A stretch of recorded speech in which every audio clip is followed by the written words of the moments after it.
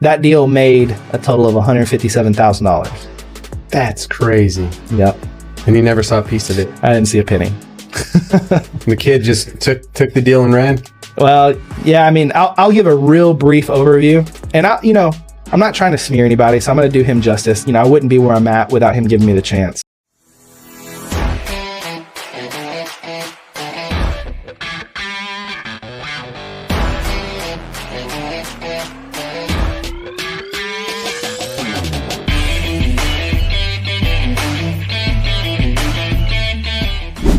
Okay, so let's dive in with meat and potatoes on the real estate. Let's give some people some real tangible strategies that they can implement, right? So totally hearing an impactful story, right, where Riley started with nothing, right? Growing up, struggling to make ends meet, you had to take those old thought patterns, the way that you viewed the world, the way that you interacted and went into life and business, right? You had to flip the way you thought, right? Just to elevate your mindset and start to step into new opportunities. You found the vehicle of real estate, right? Started wholesaling some houses. Let's talk about getting into real estate. You started building some opportunities, and let's talk about where you are today with the land.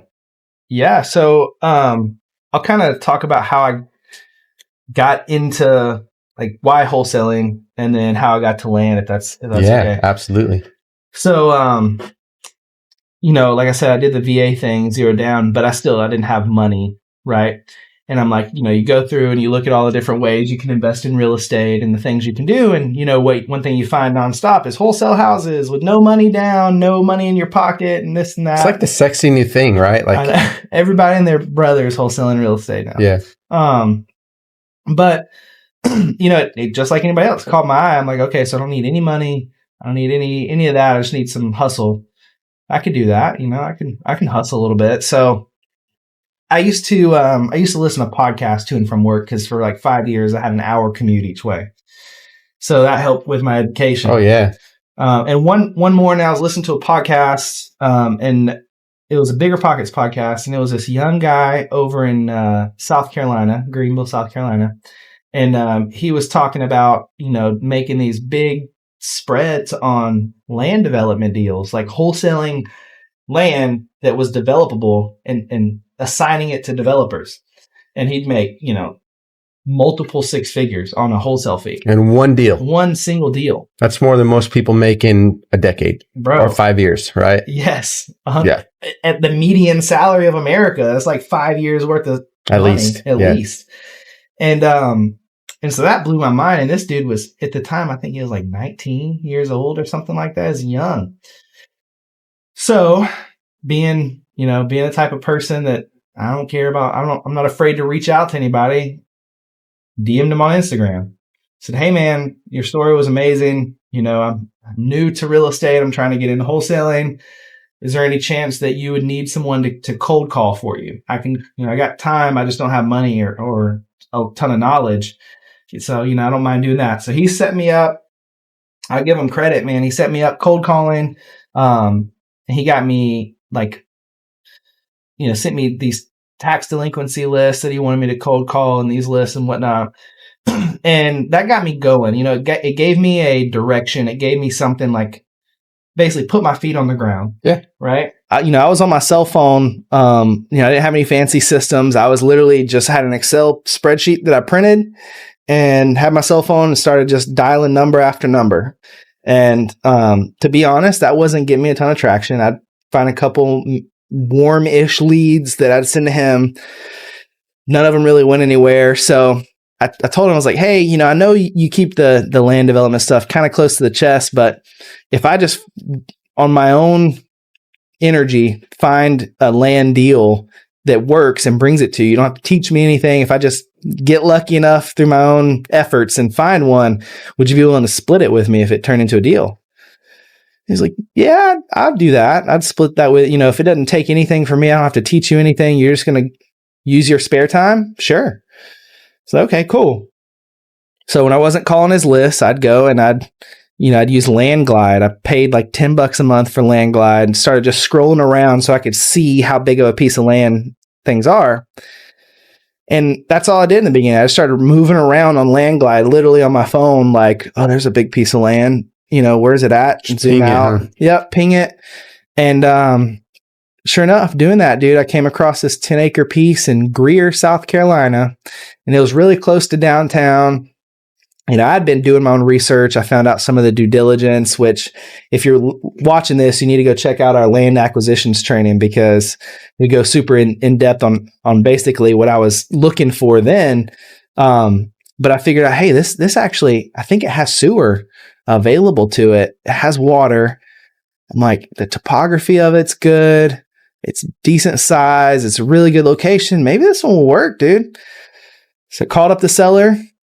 Had no idea what I was doing. Like, I never negotiated a land development deal in my life.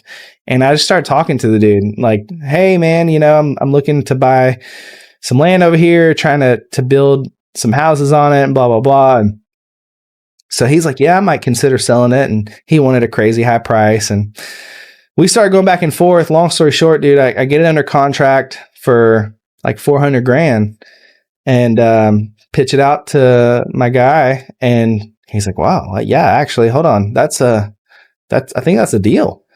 And so that started the process of getting into land. I'll kind of cut that there. There's a lot more to that story. I'll say I never got paid off that deal. Maybe maybe you can go into it. Maybe it's another time. I don't know. But, that was the beginning of me getting that taste of like what's possible with land. That deal made a total of $157,000. That's crazy. Yep. And you never saw a piece of it. I didn't see a penny. The kid just took the deal and ran. Well, yeah. I mean, I'll give a real brief overview, and I'm not trying to smear anybody, so I'm going to do him justice. I wouldn't be where I'm at without him giving me the chance. That's the truth. And so if he's listening, I definitely appreciate you for that. But we had a disagreement on, basically I signed up for, if anybody's watching in Sub 2, Pace Morby's mentorship, Sub 2 crew. Deuce. He's a brand new Sub 2 member as of the recording of this podcast. Yeah, so, that's right. But yeah, so I just recently signed up for Sub 2, and back after a couple months of the initial cold calling with this young guy, he wanted me to sign a non-compete, and I was still living up in Alaska. Had no intentions to move out to Greenville. So I'm like, okay, totally. Yeah, that's fine. I don't ever intend to move there. Right. Sign this non-compete agreement with the terms of wholesaling. Like that was the whole premise of the non-compete was, hey, you're not going to wholesale in my turf, right? Basically. Wow. I know, which is already a little bit of a red flag with, because again, in this market, abundance mindset is key. There's plenty to go around, right? None of the other big players, now that I'm more educated in Greenville, nobody else cares about that stuff. But I was new and I was like, yeah, whatever. But then later on, he kind of convinced me to try to come down, and I'll give him the credit again. It took me like 2 months to give him a solid decision. He had already moved on, but he convinced me to look at the option of moving to Greenville to be acquisitions for his company. Right. He's like, hey, I know you're planning on going back to California. What about, you and your wife just move out here? I'll give you equity in the company. You take over acquisitions and this and that. I'm like, oh, I don't know. My wife's really committed to going back to family. And a couple months later, I convince her, tell him, yeah. He's like, sorry, dude, I already hired somebody else. That's fine. We're already committed to Greenville. So we're probably going to move out there anyway because we love it. I was like, but hey, we should have a conversation because I signed up for this Sub 2 course, and I know you had me sign this non-compete that was, the whole premise of that was wholesaling. I just want to make sure there's not going to be any issues if I acquire my own creative deals, not using any of your resources. If I find a Sub 2 deal or seller finance that I'm going to buy it and there's no issues there.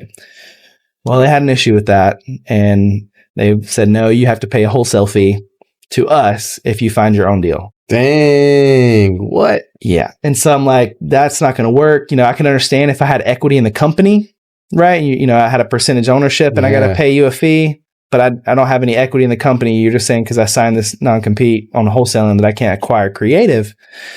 And we never came to an agreement. And eventually that relationship just kind of ended on somewhat of a bad note. Like it didn't come to a real good conclusion. Yeah. But I was dumb at that point. I was young and, not young and I was older, but I was young in real estate.